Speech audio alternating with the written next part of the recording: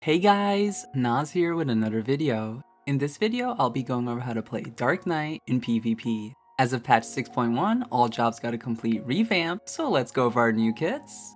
Our basic combo consists of Hard Slash, Siphon Strike, and Soul Eater. These are mostly here as filler until your cooldowns are back up. Soul Eater will heal us for 100% of the damage we deal, which is usually 5,000, but be careful of anyone using guard as you use this on them, because HP is very important on Dark Knight as our damage potential is tied to our HP pool.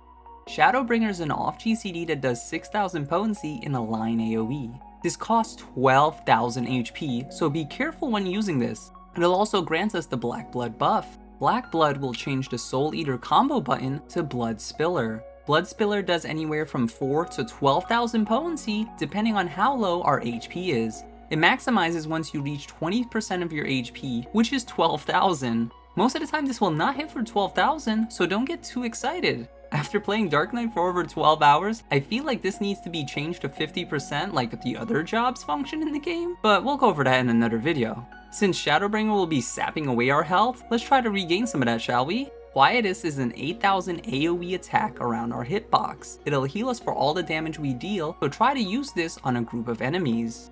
Salted Earth goes perfectly with Quietus. Salted Earth draws enemies to you and creates a pool under you. You heal for 6,000 potency after the 10 seconds have passed, and you take 20% less damage if you're inside this pool. And the enemies will deal 10% less damage if they're inside the pool.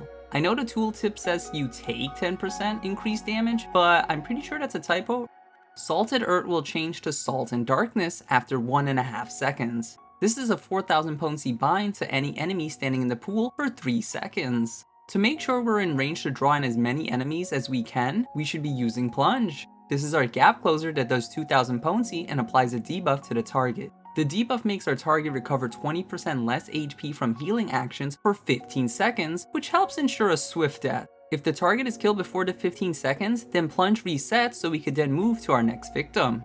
To help ensure we live with the playstyle of Dark Knight, the Blackest Night should be used on cooldown. It grants us a shield worth 8,000 potency for 10 seconds. If the shield is broken, then we get Dark Arts, which lets us use Shadowbringer for free. I mostly use this on myself, but on the rare occasion I use this on an ally that my enemies are focusing on. Lastly, let's go for our brand new limit break.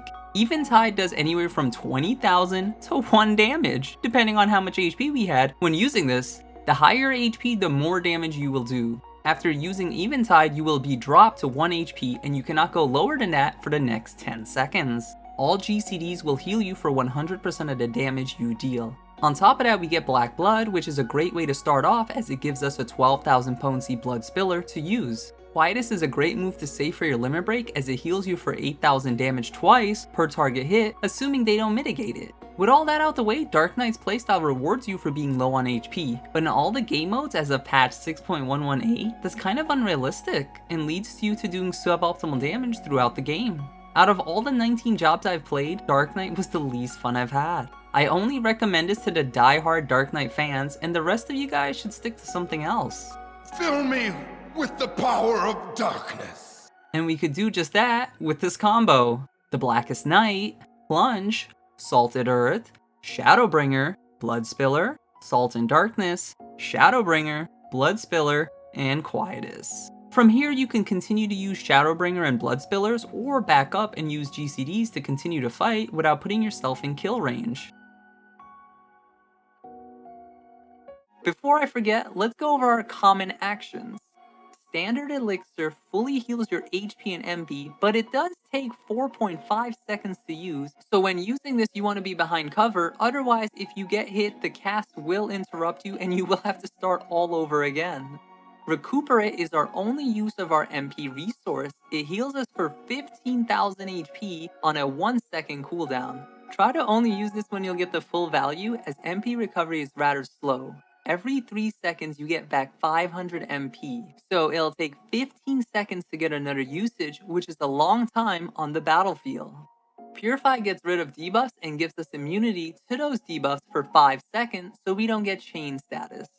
Guard reduces the damage we take by 90% and grants us numerous status immunities for 5 seconds. Well, there has to be a drawback, right? There is. You get a 50% movement speed penalty when activating this.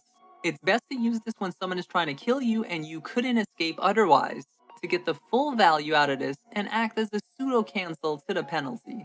Lastly, we have Sprint. This increases your movement speed so you could catch up to your foes or run away to safety.